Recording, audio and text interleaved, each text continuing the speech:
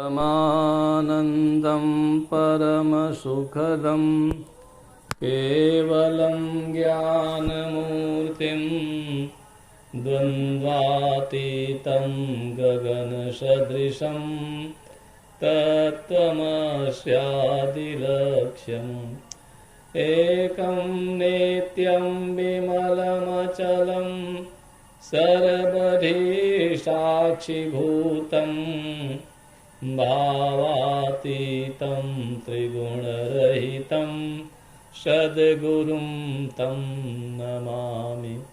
अखण्डानन्दबोधाय शेष्यसन्तापहारिणे सच्चिदानन्दरूपाय तस्मै श्रीगुरवे नमः।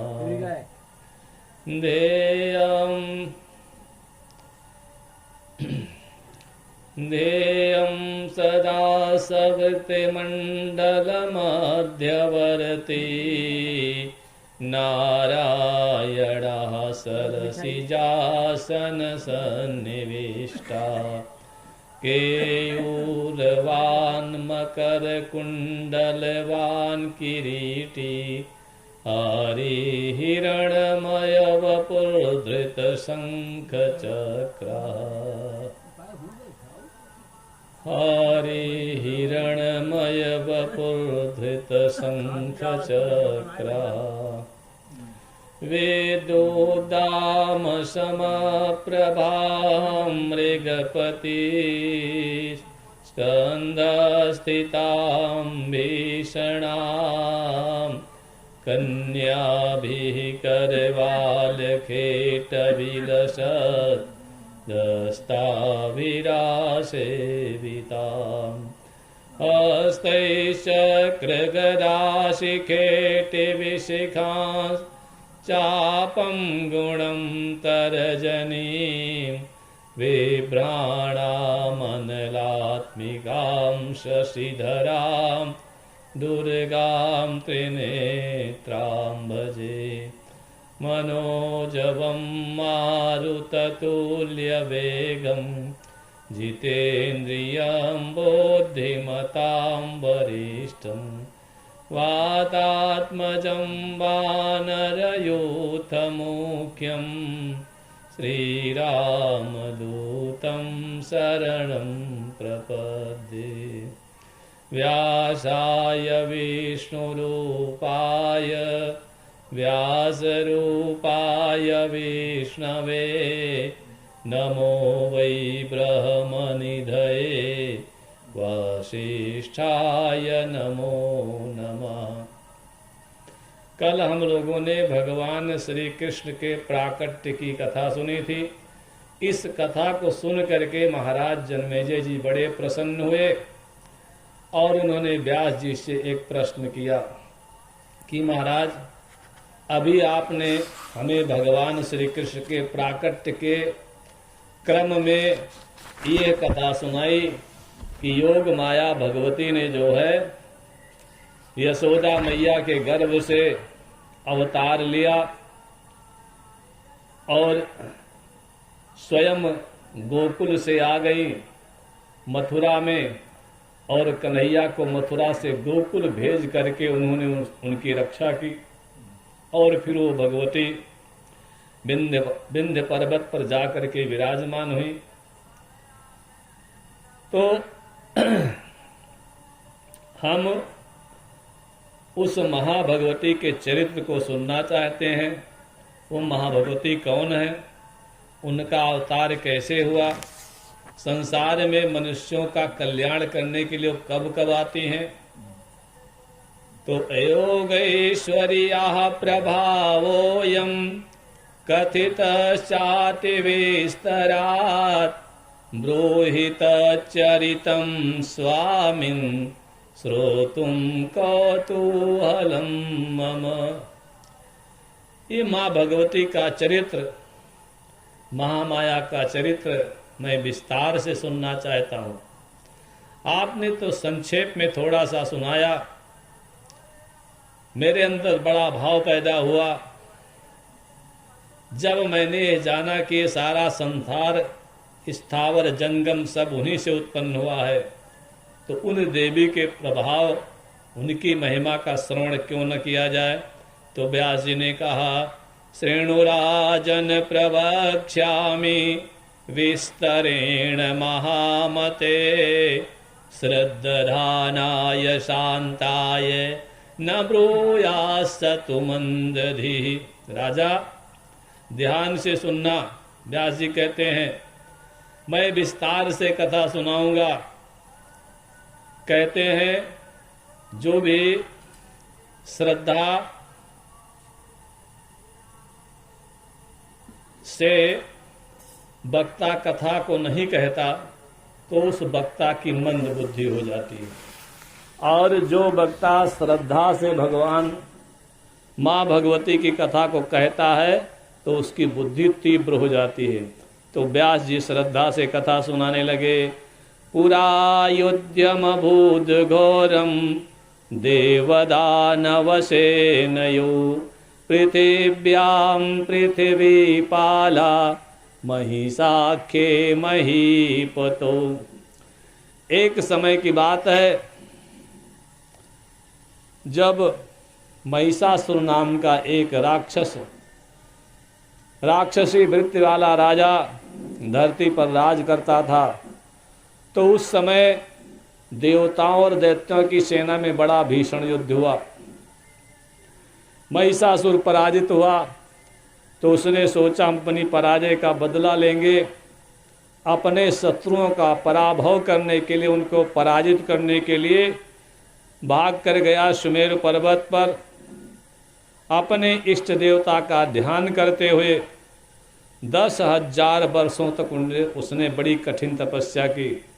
तपस्या से ब्रह्मा जी प्रसन्न हो गए, हंस पर सवार होकर के पहुंच गए। महिषासुर से कहने लगे, मैं तुम्हारी तपस्या से प्रसन्न हूँ, क्या चाहते हो। महिष ने कहा, अमरत्वं देवदेव वाञ्छामि द्रोहिण प्रभो, यथा मृत्यु भयं न स्यात् तथा कुरु पितामह। एक छोटा सा एक छोटी सी मेरी याचना है ब्रह्मा जी, मैं केवल अमर होना चाहता हूँ। ऐसा वरदान दे दो कि मुझे मृत्यु का भय न रहे।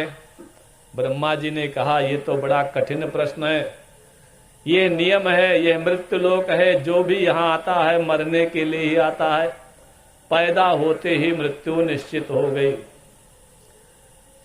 बड़े बड़े पहाड़, बड़े बड़े प्राणी, बड़े बड़े मनुष्य, बड़े बड़े समुद्र, बड़े बड़े ऋषि मुनि सब चले जाते हैं।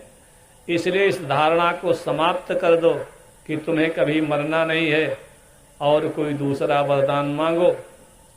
महिषासुर बड़ा बुद्धिमान था, उसने ब्रह्मा जी को ऐसा घुमाया कि ब्रह्मा जी का भी सर चकरा जाए। तो क्या कहा महिष ने, न देवान मानुषा दैत्यान मरणम में पितामह, पुरुषान न च मे मृत्युर योषा माम का करिष्यति। अगर यह असंभव है पितामह, तो फिर आप मुझे ऐसा वरदान दे कि कोई भी देवता, दानव, मनुष्य, इसमें से किसी भी पुरुष से मेरी मृत्यु न हो। क्योंकि जब मेरी मृत्यु पुरुष से नहीं होगी तो किसी स्त्री में क्या सामर्थ्य मुझको मार पाएगी। तो मेरी मृत्यु किसी स्त्री के द्वारा हो, ऐसा ही वरदान दे दीजिए। ब्रह्मा जी ने कहा, ये तुमने ठीक कहा। जब भी तुम्हारी मृत्यु होगी किसी स्त्री के द्वारा होगी, किसी पुरुष के द्वारा तुम्हारी मृत्यु नहीं होगी। ब्रह्मा जी ने वरदान दिया और अपने धाम को आ गए। जन्मेजय जी ने प्रश्न किया कि महाराज ये बताओ, ये महिषासुर जो है इसकी उत्पत्ति कैसे हुई, ये कहाँ से आया और इसके माता पिता का क्या नाम था, ये सब प्रश्न किया। तो व्यास जी ने कहा, सुनो, प्राचीन काल में एक राजा हुए दनु थे दानो। तो उनके 2 पुत्र थे। कौन कौन 2 पुत्र थे? एक का नाम था रंभ और दूसरे का नाम था करम्भ। रंभ करम्भ जो है तो उनके पुत्र थे और दोनों के कोई संतान नहीं हुई। तो रंभ करम्भ तपस्या करने लगे। कहाँ तपस्या की?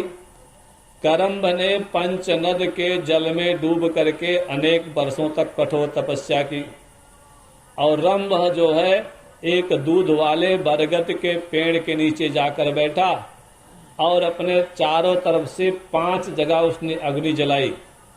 उसके बीच में बैठ करके जो है जप करने लगा। बहुत समय बीत गया। रंभ की पंचाग्नि साधना को देख करके इंद्र जी घबरा गए और दोनों दानों के पास पहुंच गए। इंद्र ने ग्राह का रूप बनाया और पंचनद के जल में घुस गए।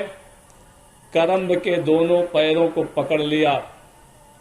जैसे वृत्तासुर का वध इंद्र ने कर दिया था, आज करम्भ को ही मार डाला। करम्भ चिल्लाया, तड़फड़ा के मर गया।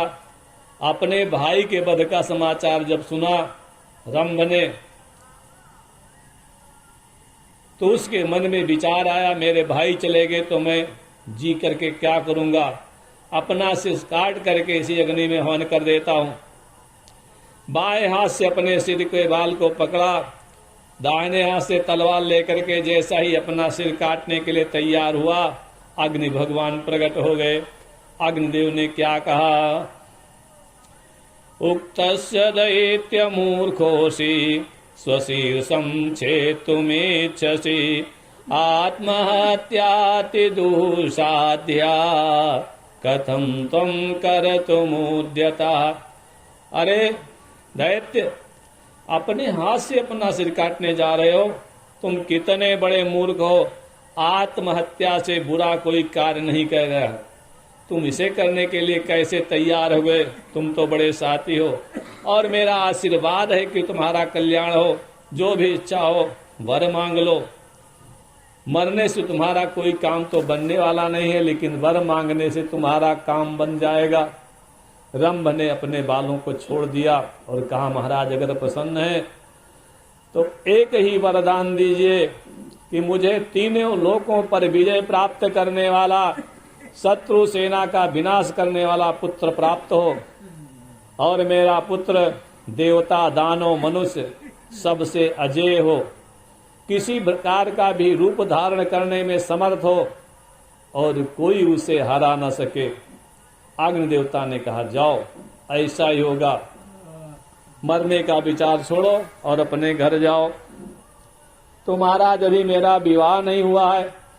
अब विवाह नहीं हुआ तो बच्चे कहाँ से होंगे? अग्नि देवता ने कहा, जाओ, रास्ते में कोई भी स्त्री जो तुमको अच्छी मिल जाए, तुम्हारा मन उस पर आ जाए, तो उसी से तुम्हें संतान पैदा हो जाएगी। सुंदर भाषा में समझा दिया अग्नि देवता ने। रंभ ने अग्नि देवता को प्रणाम किया और वहां से चल पड़ा। कहाँ पहुंचा?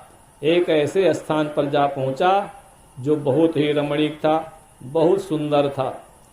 वहां उसने देखा एक भैंस, बहुत सुंदर भैंस जो है वहां पर चल रही है। तो उसने भैंस के पास जा करके उसका पीठ उठ सहलाया। भैंस भी प्रसन्न हो गई। अब भैंस के ऊपर उसका मन आ गया, तो भैंस से जो संतान पैदा हुई, तो क्या पैदा होगी? भैंस के तो भैंसा पैदा होते हैं। भैंस को लेकर के पाताल लोक में चला गया और वहां पर अपने उस रानी का जो है भैंस का पालन पोषण करने लगा। पाताल में भी नाना प्रकार के भैंस भैंसा सब रहते थे। एक दिन वो मैसी कहीं जा रही थी, किसी भैंसे ने देखा, उसको दौड़ा लिया। तो रंभ ने देखा तो अपनी पत्नी की रक्षा करने के लिए उस महिष पर कठोर प्रहार किया, तो उस महिष ने भी अपने सींगों से मार मार के रंभ को मार डाला। रंभ मर गया। वो महिषी वहां से भाग चली। भागते भागते जा करके जंगल में एक बट वृक्ष के नीचे पहुंची, बरगद के पेड़ के पास। वहां यक्ष रहते थे, लेकिन वो भैंसा भी उसका पीछा कर रहा था। यक्षों ने उस महिष से पीड़ित रोती हुई इस महिषी को देख लिया। महिष को दौड़ता हुआ देख करके उसको बचाने के लिए वहां यक्षगण पहुंच गए। यक्षों के साथ उस महिष का बड़ा विकराल युद्ध हुआ। अंत में बाणों के प्रहार से वो महिष वहां मारा गया। यक्षों ने जो है रंभ के शरीर को लाया और उसका शवदाह करने के लिए चिता पर रख दिया। तो उस महिषी ने सोचा, हमारा चंद दिनों का साथ था, लेकिन महाराज मुझे बहुत मानते थे, पत्नी के समान मेरा सम्मान करते थे, तो जब महाराज नहीं रहे तो मैं रह करके क्या करूंगी। तो वो भी अग्नि में प्रवेश करने का निश्चय कर लेती हैं, पति के साथ सती हो जाएंगी। यक्षों ने बहुत मना किया लेकिन मानी नहीं और अग्नि में प्रवेश कर लिया। कहते हैं जब वो शरीर जलने लगा तो एक बड़ा भारी महिष चिता के मध्य से प्रकट हो गया और वो रंभ जो अग्नि में जलने वाला था, जल रहा था, वो भी चिता के मध्य वाले भाग से निकल करके बाहर आ गया। तो कहते हैं जो महिष पैदा हुआ वो महिषासुर हुआ और जो रंभ निकल करके अग्नि में जल करके बाहर आया उसे रक्तबीज कहा गया। दोनों जो है पाताल लोक पहुंचे तो दानवों ने जो है उनका राज्याभिषेक कर दिया महिषासुर जी का। महिषासुर देवताओं से दैत्यों से आबद्ध हो गया। व्यास जी कहते हैं राजन ध्यान से सुनना। राजन अब से पहले भू पर असुरों का बलशाली स्वामी उत्पन्न हुआ गोद्विज पीड़क एक निश्चर महिषासुर नामी। महिषासुर का नाम का राक्षस आज धरती को अपने बाहुबल से जीत लेता है। धरती में केवल एक छत्र साम्राज्य हो गया महिषासुर का। महिषासुर के सेनापति का नाम है चिक्षुर और कोषाध्यक्ष जो है खजांची, उनका नाम है ताम्र। ताम्र के पास 10,000 सैनिकों की सेना है। और उसी समय और तमाम राक्षस आ गए। असिलोमा, उदर्क, विदालाख्य। असिलोमा जिसके रोम रोम में तलवार के समान धार है, काट नहीं तुम्हारे अंग अंग में बीछे निहित विष है। उदग्र जो केवल अपना पेट भरना जानता था। विदालाख्य जिसकी बिल्ली जैसी आंखें थी। त्रिनेत्र जिसके 3-3 नेत्र थे। कालबंधक इतना प्रभावशाली था कि समय को रोक देता था। ऐसे सब देवता, ऐसे सब राक्षस अपनी अपनी सेना लेकर के आए और पूरी पृथ्वी को जीत लिया। जितने राजा बचे उन्होंने महिषासुर की अधीनता स्वीकार कर ली और महिषासुर महाराज को कर देने लगे। जो राजा युद्ध करने को तैयार हुए उनको मार डाला गया। कहते हैं संपूर्ण भूमंडल पर जितने ब्राह्मण हैं महिषासुर के अधीन हो गए और यज्ञ में महिषासुराय नमः नाम से स्वाहा करने लगे। अब पृथ्वी का कार्य संपन्न हो गया। पाताल में पहले से उसका राज्य था। अब वो सोच रहा है कि क्या करें। अब जो है स्वर्ग पर भी अधिकार करना चाहिए। तो एक दूत को बुलाया और बोला कि जा करके स्वर्ग में देवताओं के पास जाओ, इंद्र से कहना स्वर्ग छोड़ करके बाहर जहां चाहो अपनी इच्छा से चले जाओ, और नहीं तो हमारे स्वामी जब आएंगे महिषासुर तो तुम्हें उनकी सेवा करनी पड़ेगी, और हाथ जोड़ करके अगर उनकी शरण में चले जाओगे तो तुम्हारी निश्चय से रक्षा करेंगे, और अगर ऐसा नहीं है तो बज उठाओ और हम राक्षसों का पराक्रम तुम जानते हो, तो आकर के हमसे युद्ध करो। इस प्रकार का संदेश भेजा। इंद्र को क्रोध आ गया, लेकिन फिर भी मुस्कुरा करके दूत से बोले, दूत तो संदेशा लाया है, और संदेश लेने वाले से क्रोध नहीं दिखाना चाहिए जो संदेश लेकर के आया है। लेकिन फिर भी मुख से आवाज निकल पड़ी, जाकर के अपने महाराज से कह देना कि हे मंदबुद्धि, मैं ये नहीं जान पा रहा हूं कि तुम घमंड में इतना चूर क्यों हो गए हो। मैं तुम्हारे स्वामी महिषासुर के अभिमान रूपी इस रोग की दवा जरूर करूंगा, और उसको मैं जड़ सहित समूल नष्ट कर दूंगा। दूत का वध नहीं करना चाहिए, इसलिए मैं तुझे छोड़ रहा हूं। जाओ, उससे कहना, अरे महिषी पुत्र, युद्ध करने की इच्छा हो तो जल्दी आ जाओ। तुम घास खाने वाले जीव, तुम्हारे अंदर कितना जो है बल है मुझे पता है। मैं तो तुम्हारी सींगों को तोड़ करके एक बढ़िया धनुष बनाऊंगा। तुम्हें अपने सींगों पर बड़ा घमंड है, तो उस सींगों को काट करके मैं तुम्हारा अभिमान समाप्त कर दूंगा। ऐसा संदेश भेज दिया। दूत महिषासुर के पास पहुंचा, प्रणाम करके कहने लगा, राजन देवाधिपा कामम न त्वां विगणयत्यसौ मन्यते स्वबलम पूर्णम देव सैन्य समावृता।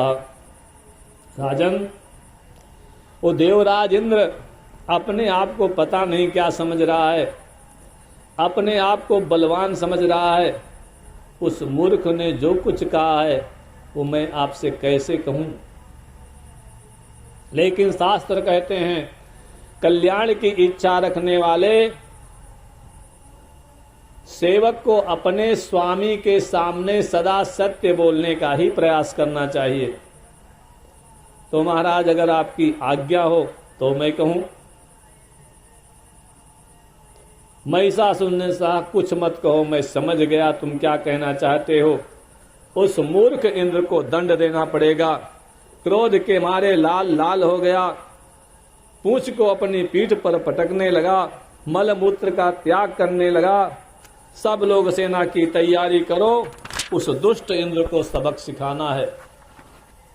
मदग्रे को भवे छूरा कोटिश से तथा विधा, न बिभे में कता कामम हनिष्याम्यद्य सर्वता। मेरे सामने भला कौन पराक्रमी बन सकता है।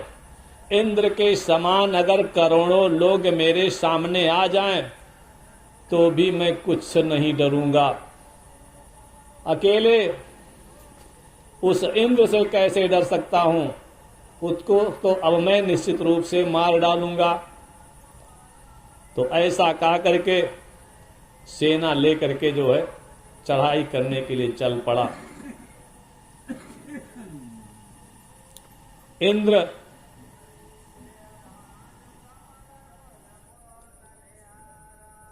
महिषासुर कहता, वो इंद्र, तो लोगों ने कहा महाराज उसकी मदद के लिए शंकर आ जाएंगे, विष्णु आ जाएंगे, ब्रह्मा आ जाएंगे। महिषासुर ने कहा मेरा कुछ कोई कर नहीं पाएगा, क्योंकि मैं देवताओं से और दैत्यों से, मानवों से, सारे पुरुषों से मैं अबद्ध हूं, मुझे कोई मार नहीं सकता। आज मैं इंद्र, वरुण, यम, कुबेर, अग्नि, चंद्रमा, सूर्य को सबको हरा करके स्वर्ग पर अधिकार कर लूंगा। आज से हम लोग यज्ञ का भाग प्राप्त करेंगे, सोमरस का पान करेंगे, मैं स्वर्ग में विहार करूंगा, मुझे कोई मारने वाला भी पैदा नहीं हुआ। ऐसा कह करके दानों की सेना लेकर के चढ़ाई करने के लिए तैयार हुआ। कहते हैं जब स्वर्ग में दूत चला गया संदेश दे करके, तो इंद्र ने भी अपनी कैबिनेट को बुलाया। यम, वायु, कुबेर, वरुण, सूर्य, चंद्रमा सब आ गए और उनसे बताया कि रंभ का पुत्र महाबली दैत्यराज महिषासुर वरदान के द्वारा बड़ा घमंडी हो गया है। वो हजारों प्रकार की माया रच सकता है।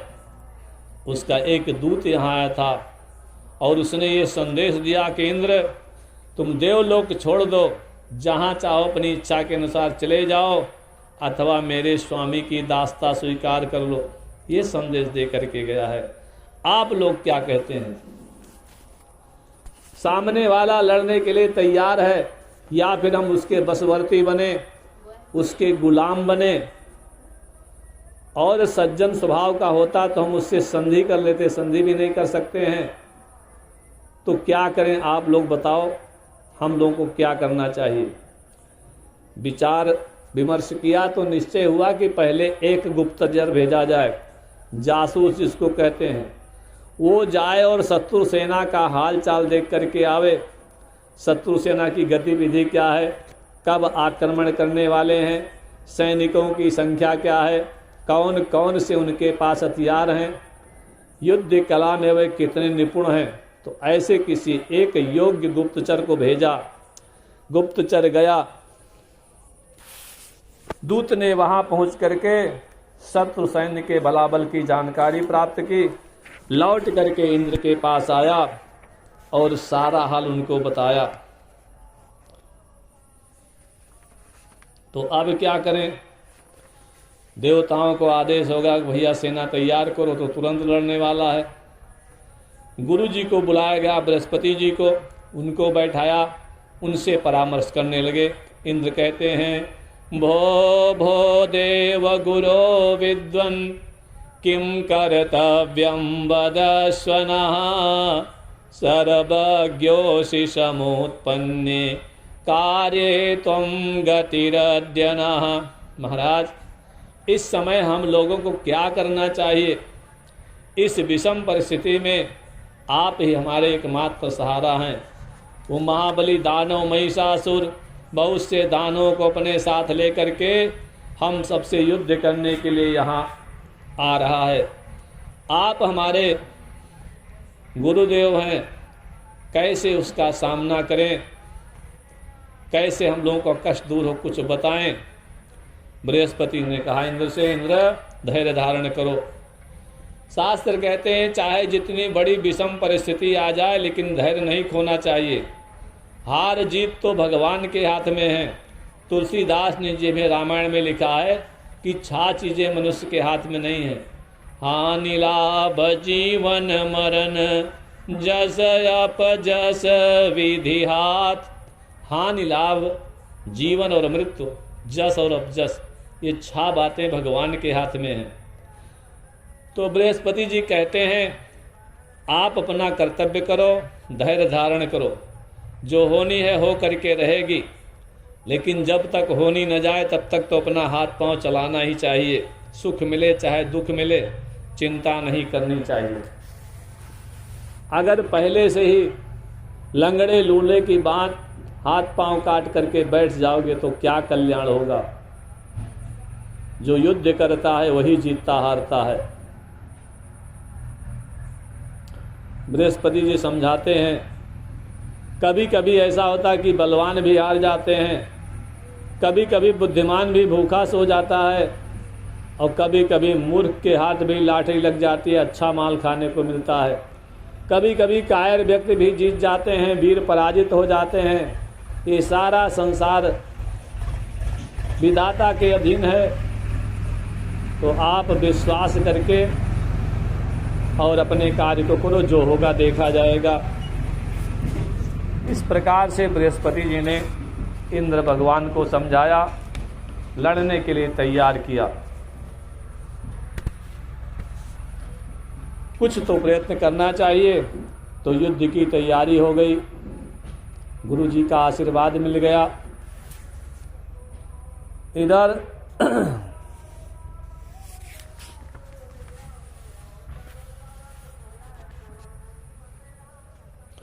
बृहस्पति जी ने कहा इंद्र लड़ना है, लेकिन एक बात ध्यान रखना कि जीतना हारना ऊपर वाले के हाथ में है, अपने हाथ में नहीं है। अभी ठीक से सोच विचार कर लो। नहीं जानते हो, एक समय ये भी आया था, जब समय खराब आता है तो कुछ न कुछ गड़बड़ जरूर होता है।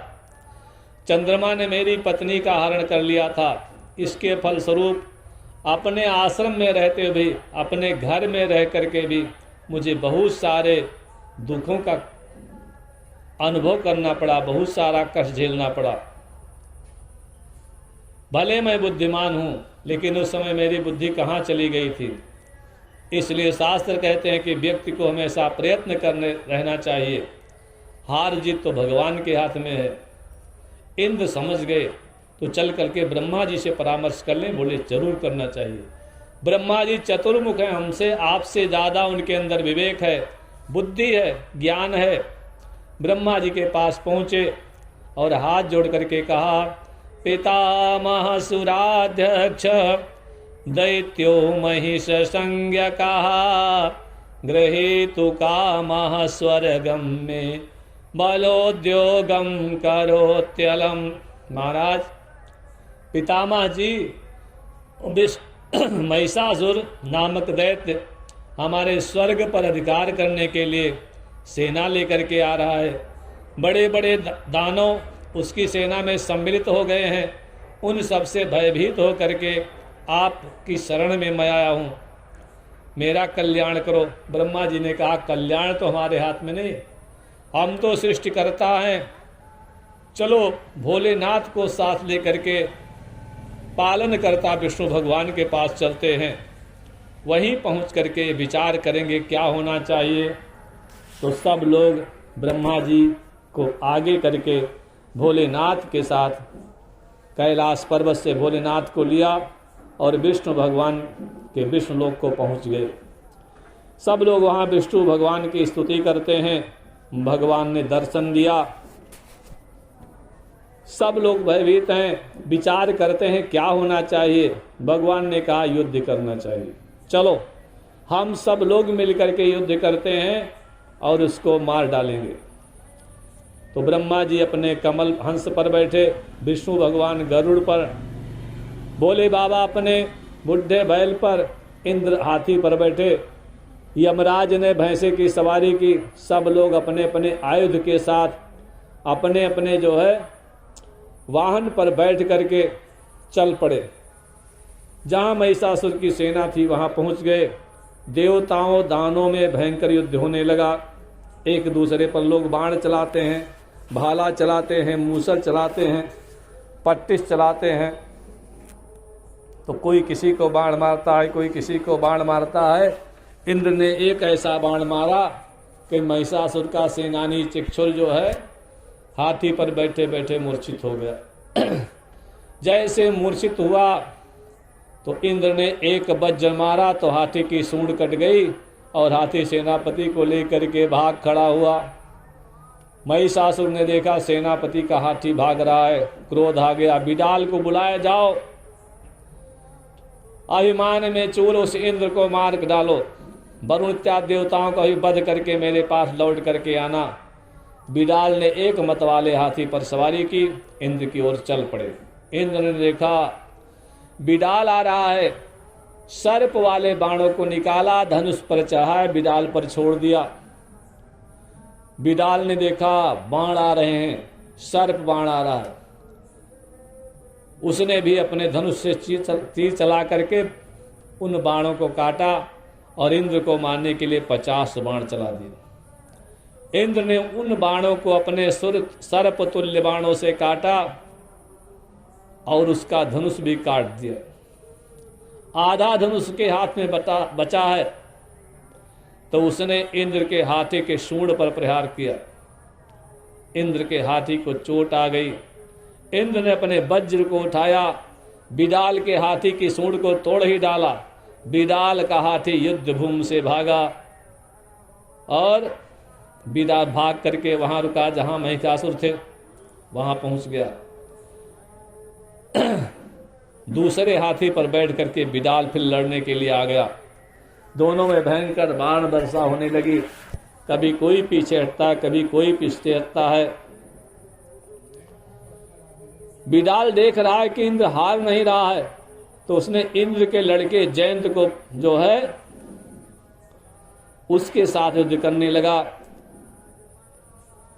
जयंत ने 5 बाण मारे बिडाल की छाती पर।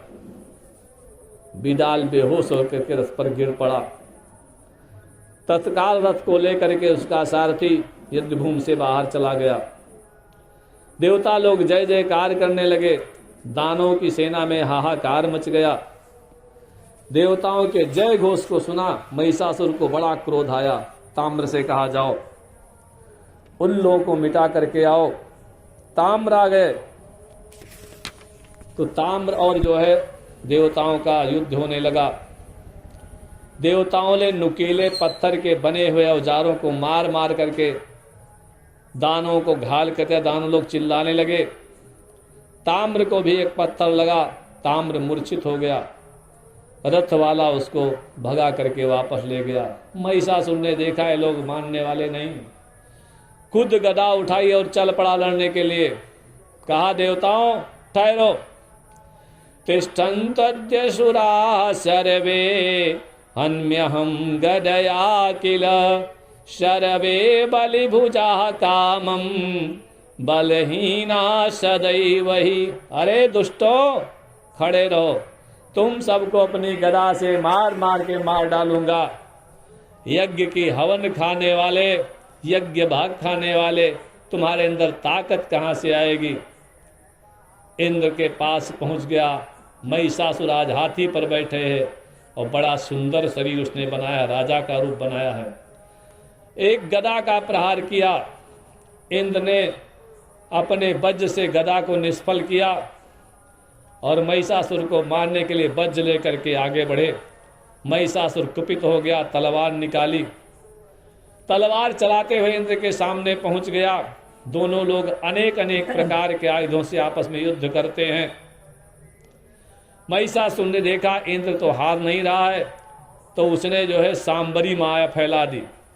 सांबरी माया में क्या होता है, जैसे महिषासुर था वैसे कई हजार महिषासुर तलवार लेकर के प्रकट हो गए और देवताओं की सेना का संहार करने लगे। अब इधर वाला महिषासुर है कि इधर वाला कि पीछे वाला कि आगे वाला, ऊपर वाला नीचे वाला, कौन सा महिषासुर है। सब तरफ महिषासुर दिखाई दे रहा है। हाहाकार मच गया। चंद्रमा, सूर्य, अग्नि, यमराज, वारुण, कुबेर सब डर गए। अब क्या करना चाहिए। पलायन पराः सर्वे बभूर मोहितासुरा ब्रह्म विष्णु महेशानाम स्मरणं चक्रुरोद्यतः। सब लोग पलायन कर गए, भाग गए। ब्रह्मा विष्णु शिव जी के पास पहुंच गए। महाराज रक्षा करो। तीनों देवता खड़े हैं।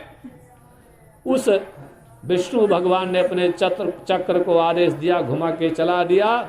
संबरी माया समाप्त हो गई। अब त्रिदेव जो है, त्रिदेवों को जब देखा महिषासुर ने तो एक बहुत बड़ा परिघ उठाया, मारने के लिए दौड़ पड़ा। आगे आगे महिषासुर। जब महिषासुर ने त्रिदेवों को ललकारा तो राक्षसों का साहस बढ़ गया। सेनापति चिक्षुर, उग्रास्य, उग्रवीर, असिलोमा, त्रिनेत्र, वास्कल, अंधक, ये सब दानव ये तो प्रमुख हैं और तमाम बहुत सारे लोग देवताओं को घेर लेते हैं मारने के लिए, जैसे बछड़ों को भेड़िया घेर लेता है। दानव देवता एक दूसरे पर बाण चलाने लगे, तलवार चलाने लगे। उसी में से एक राक्षस का नाम था अंधकासुर। वो भगवान विष्णु के सामने पहुंचा और विष में जो बुझाया हुआ बाण था धनुष पर चढ़ाया, प्रत्यंचा को कान तक खींचा, 5 बाणों को छोड़ दिया। भगवान ने अपने बाण सारंग नामक धनुष से बाण चलाए और उसके बाणों को काट करके उसके ऊपर 5 बाण भगवान छोड़ देते हैं। तो दोनों लोग कभी बाण से लड़ते हैं, कभी तलवार से, कभी चक्र से चक्र, मूसल से मूसल, गदा से गदा, बर्छी से बर्छी और फरसों से प्रहार करते हैं। इस प्रकार से विष्णु और अंधकासुर लड़ रहे हैं। उधर भगवान शिव और अंधकासुर का फिर युद्ध होने लगा। अंधकासुर और भगवान शिव का 50 दिनों तक भीषण युद्ध चला और इंद्र के साथ बास्कल, महिषासुर के साथ भगवान रुद्र, यमराज के साथ त्रिनेत्र, महान के साथ कुबेर, असिलोमा वरुण के बीच बड़ा भीषण युद्ध हो रहा है। एक समय ऐसा है कि लड़ते लड़ते अंधकासुर ने अपनी गदा से भगवान विष्णु के वाहन गरुड़ पर प्रहार कर दिया। गरुड़ बेचारे घायल हो गए, लंबी लंबी सांस लेने लगे, उनका उड़ना चलना फिरना बंद हो गया, एक जगह स्थिर हो गए। विष्णु ने अपने दाहिने हाथ से गरुड़ को सहलाया, उनकी पीड़ा समाप्त की, स्वस्थ किया, और फिर भगवान ने ढेर सारे बाणों का अंधक के ऊपर प्रहार किया, लेकिन अंधक ने सारे बाण काट डाले। 50 बाण अंधक छोड़ता है विष्णु भगवान को मारने के लिए। विष्णु भगवान ने उन सभी बाणों को निष्फल किया, और फिर कुछ नहीं बना तो सुदर्शन चक्र उठा लेते हैं, आज तुम्हारा सिर ही काट डालेंगे। चक्र को घुमा करके भगवान ने छोड़ा तो काफी दूर था, वहां से उसके पास पहुंचने के पहले से उसने बाण चलाकर इसको विफल कर दिया। भगवान का चक्र निष्फल गया, जोर जोर से अंधकासुर गरजने लगा। भगवान ने कहा चक्र विफल हो गया, अब क्या करें। दानों में हर्ष है, देवता घबरा गए, तो भगवान ने अपनी कौमोदकी नाम की गदा को लिया, अंधक पर झपट पड़े, उसके मस्तक पर जो है गदा का प्रहार किया। दानव मूर्छित हो गया, मूर्छित होकर के जमीन पर गिर पड़ा। महिषासुर की निगाह पड़ी, वो गर्जना करता हुआ भगवान के सामने आया, मुझसे 2-2 हाथ करो। भगवान भी जो है महिषासुर के साथ युद्ध करने लगे। बड़ा भीषण युद्ध होता है, कभी महिषासुर भगवान के ऊपर प्रहार करता है और कभी भगवान महिषासुर के ऊपर प्रहार करते हैं। एक प्रहार में ऐसा हुआ कि भगवान विष्णु ने अपनी गदा से महिषासुर के मस्तक पर प्रहार किया और वह मूर्छित होकर के धरती पर गिर पड़ा। जैसे महिषासुर गिर करके बेहोश हुआ, सेना में हाहाकार मच गया। उस भीषण हाहाकार के ध्वनि को सुन करके महिषासुर की आंख खुल गई, उठ करके खड़ा हो गया, एक परिघ लेकर के दौड़ा और विष्णु भगवान के सिर पर प्रहार कर दिया। परिघ सिर पर लगा, रक्त बहने लगा, विष्णु भगवान मूर्छित हो गए। गरुड़ भगवान को लेकर के वहां से बैकुंठ की ओर उड़ चले। अब वहीं भगवान का इलाज होगा, वहीं स्वस्थ करेंगे। विष्णु भगवान चले गए, अब बचे ब्रह्मा और शिव। इंद्र देवता भयभीत हो जाते हैं, जोर जोर से रोने चिल्लाने लगते हैं। भोलेनाथ कहते हैं शांत रहो, हम देखते हैं क्या होता है। देवताओं को सांत्वना देने के लिए हमारे भोलेनाथ ने अपने त्रिशूल को उठाया और महिषासुर के ऊपर प्रहार कर दिया। महिषासुर ने उस प्रहार को रोका और भगवान भोलेनाथ के वक्ष पर जो है बरछी चला दी। बरछी कोई पीड़ा भगवान को नहीं हुई। उन्होंने अपने त्रिशूल को उठाया, अब भगवान का त्रिशूल उठ गया तो क्या होने वाला है। त्रिशूल से भगवान युद्ध कर रहे हैं, तब तक विष्णु भगवान की मूर्छा समाप्त हो गई, फिर वापस आ गए। विष्णु शिव एक सुदर्शन चक्र लिए हैं और एक भोलेनाथ जो है त्रिशूल ले लिए हैं। दोनों लोग सामने आ गए। महिषासुर को बड़ा क्रोध आया, उसने देवताओं को देखा कि हमारे समीप आ गए हैं, रूप बदल दिया। अब वो भैंसे का रूप धारण कर लेता है, पूंछ लाने लगा, सींगे चमकाने लगा, जोर जोर से गर्जना करने लगा। अपने सींग से बड़े बड़े चट्टान, बड़े बड़े पत्थर के टुकड़े उठा उठा करके विष्णु भगवान के ऊपर, शंकर भगवान के ऊपर छोड़ने लगा। वह दोनों लोग उससे बचने का प्रयास करते हैं। दानों ने देखा बड़ा अच्छा समय है, सब ने अपने अपने धनुष संभाले और विष्णु और शिव के ऊपर बाणों की पूरी बरसात करने लगे। उधर बरसात होने लगी, तब तक महिषासुर ने अपनी पूंछ में एक बहुत बड़ा पर्वत का शिखर जो चोटी होती उसको लपेटा और जोर से जो है चला दिया। भगवान ने देखा पर्वत शिखर आ रहा है, बाण के द्वारा उसके कई टुकड़े किए और फिर सुदर्शन चक्र का कई प्रहार महिषासुर के ऊपर किया। लेकिन वरदान था, मरना तो था नहीं, तो वो युद्ध में मूर्छित होकर के गिर पड़ा। थोड़ी देर बाद होश में आया तो उसने मनुष्य का रूप धारण कर लिया। मनुष्य का रूप कितना बड़ा है, कम से कम 50 फीट का लंबा चौड़ा है, खूब बड़ा है। एक बड़ी भारी गदा लेकर के आ गया लड़ने के लिए, जोर जोर से गरजने लगा। भगवान 5 जन शंख बजाते हैं, देवता लोग आनंद मग्न हो गए। महिषासुर ने देखा कि दानवों को कष्ट हो रहा है, तो वो फिर से सिंह का रूप धारण कर लेता है, गर्जने लगा, देवसेना पर टूट पड़ता है, गरुड़ के ऊपर अपने नाखूनों का जो है प्रहार करता है, गरुड़ से खून निकलने लगा। विष्णु भगवान के भुजा पर अपने पैने नखों का प्रहार कर दिया। भगवान फिर सुदर्शन चक्र लेकर के दौड़े और महिषासुर को मारने के लिए चक्र चला दिया। जैसे वो भगवान ने चक्र चलाया, महिषासुर ने रूप बदल दिया, महिष का रूप बना लिया, छोटा रूप, भगवान को अपनी सींगों से मारने लगा। 3-4 सींग मांगी, भगवान को बड़ा कष्ट लगा। सींगों के प्रहार से दुखी होकर के भगवान जो है गरुड़ पर बैठ करके तेजी के साथ बैकुंठ की ओर भाग गए। विष्णु को भागते देखा, शंकर जी भी भयभीत हो गए, बोले मरेगा नहीं। अब ब्रह्मा जी तो उन दोनों के पहले ही निकल गए थे। बेचारे इंद्र अकेले वज्र लेकर के लड़ रहे हैं युद्ध के मैदान में। वरुण भी खड़े हैं, यमराज भी दंड लेकर के खड़े हैं लड़ने के लिए, कुबेर भी खड़े हैं, लेकिन जो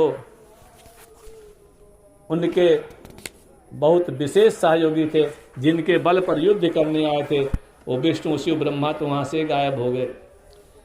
तो महिषासुर जो है सिंह के द्वारा बड़े बड़े पत्थर फेंक रहा है, बड़े बड़े पहाड़ फेंक रहा है। देवता लोग सब चोट खाने लगे। पीछे घूम करके देखते हमारे रक्षक कहाँ गए, पता लगे सब चले गए, कोई नहीं है। तो इंद्र भी और यमराज, कुबेर, वरुण देव सब भयभीत होकर के वहां से भाग चलते हैं। सुमेर पर्वत की कुंदराओं में जा करके निवास करते हैं। महिषासुर ने समझा मैं जीत गया, स्वर्ग में उसने प्रवेश किया। उनका ऐरावत हाथी अपनी सवारी के रख लिया। उच्चय श्रवा नाम का घोड़ा जिस पर सूर्य भगवान चलते थे वो उसने प्राप्त कर लिया।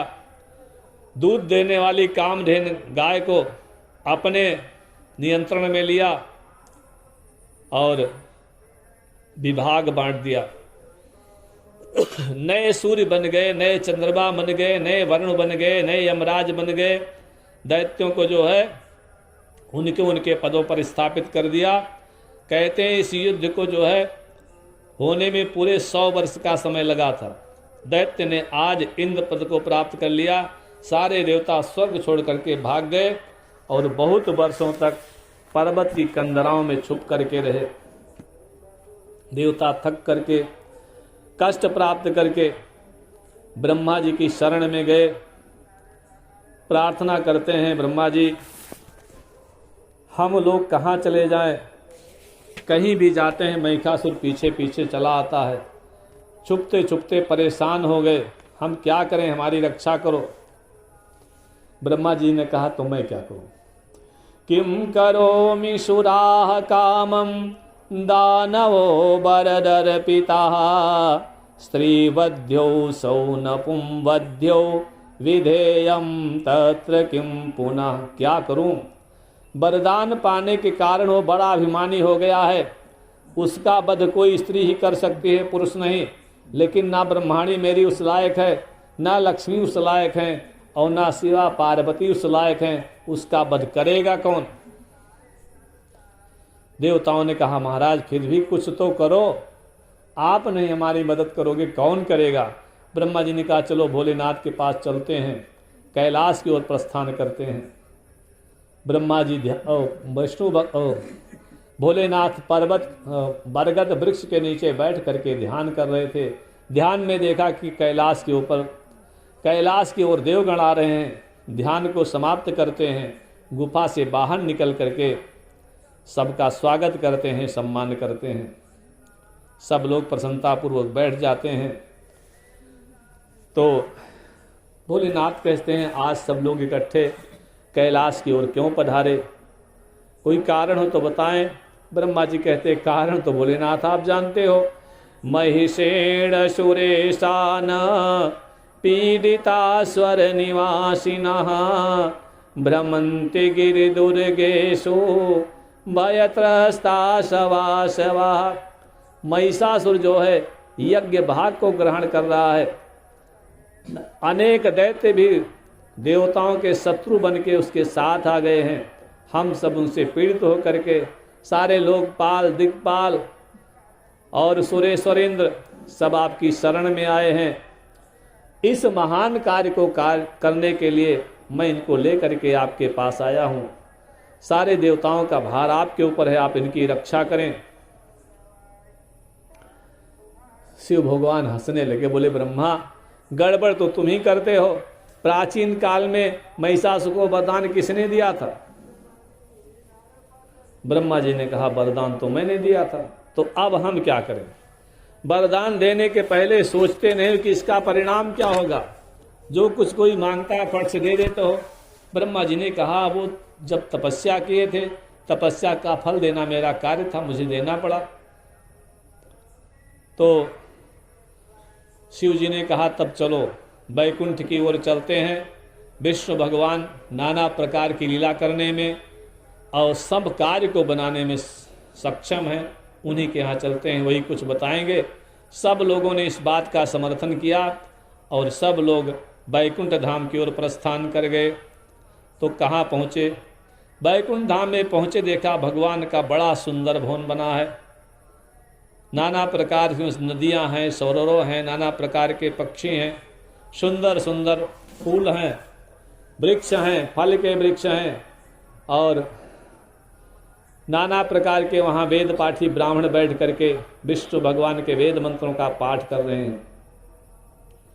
दरवाजे पर वहाँ द्वारपाल खड़े हैं, सोने की छड़ी हाथ में लेकर के। एक का नाम है जय और एक का नाम है विजय। दरवाजे पर पहुँच करके देवताओं ने कहा आप में से कोई एक जा करके भगवान को सूचना दे देना कि सारे देवता ब्रह्मा, रुद्र, इंद्र आदि द्वार पर खड़े हैं।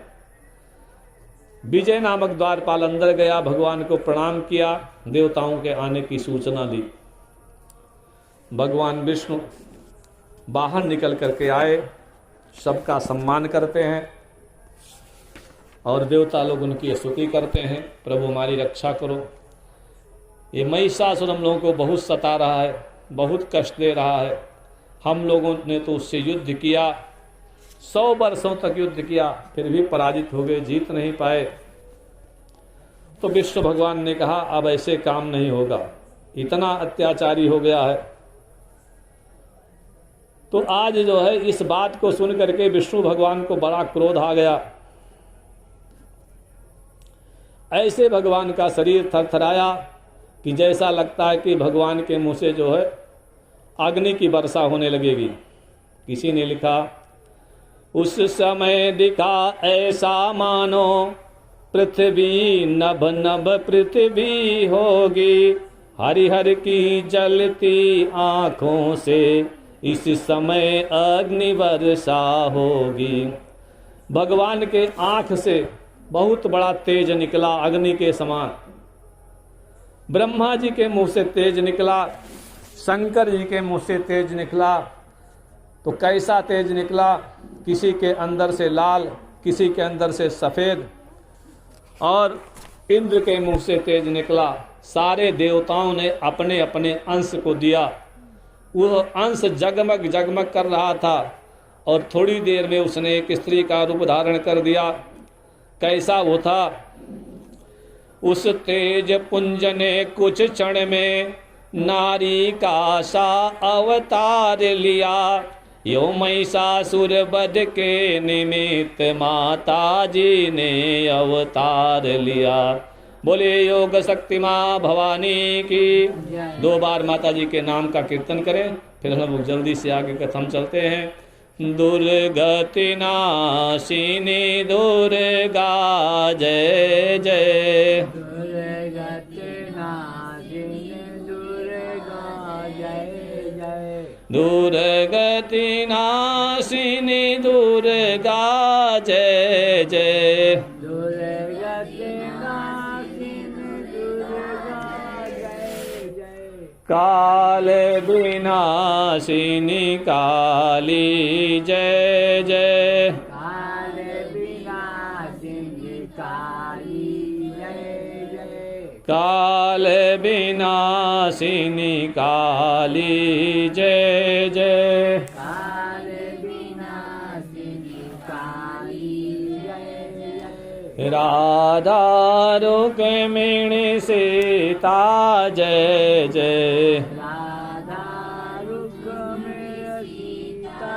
जय जय। राधा रुक्मिणी सीता जय जय। राधा रुक्मिणी सीता जय जय। उमा रमा ब्रह्माणी जय जय। उमा रमा ब्रह्माणी जय जय। उमा रमा ब्रह्माणी जय जय। उमा रमा ब्रह्माणी जय जय। दुर्गति नाशिनी दुर्गा जय जय। दुर्गति नाशिनी दुर्गा जय जय। काल विनाशिनी काली जय जय। काल विनाशिनी काली जय जय। बोले आदिशक्ति माँ भवानी की, जय। काली मैया की, जय। दुर्गा मैया की। जय। तो अब उस नारी का अवतार हो गया, स्त्री के रूप में माँ भगवती प्रकट हो गई।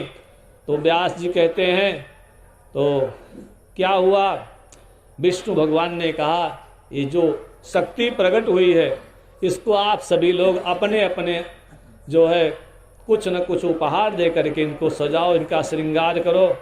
तो सब लोग कुछ न कुछ देने लगे। क्षीर सागर ने जल्दी से 2 वस्त्र निकाल करके दिए। उन वस्त्रों की विशेषता थी न कभी पुराने होंगे और न कभी वो मैले होंगे।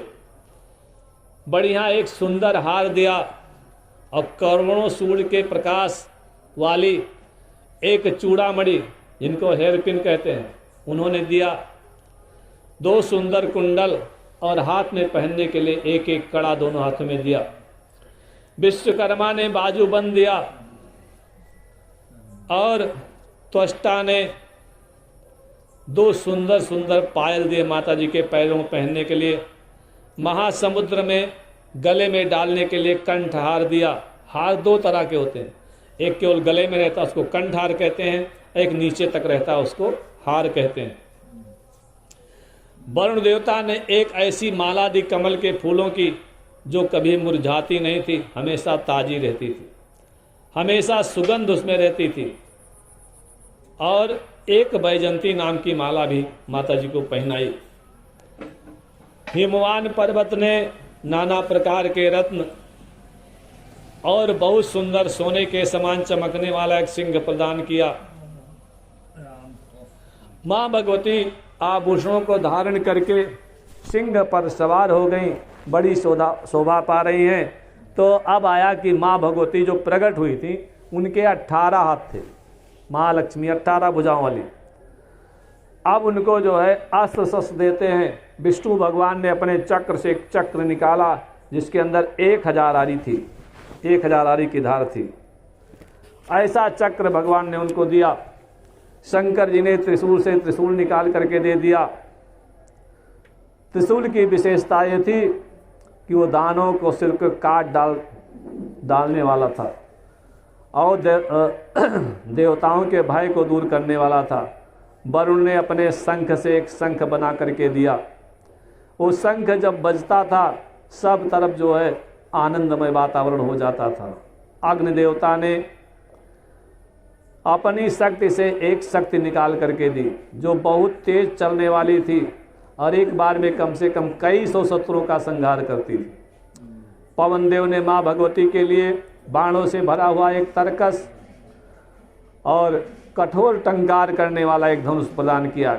इंद्र ने अपने वज्र से वज्र निकाल करके दिया और ऐरावत हाथी के गले से निकाल करके घंटा भगवती को अर्पण कर दिया।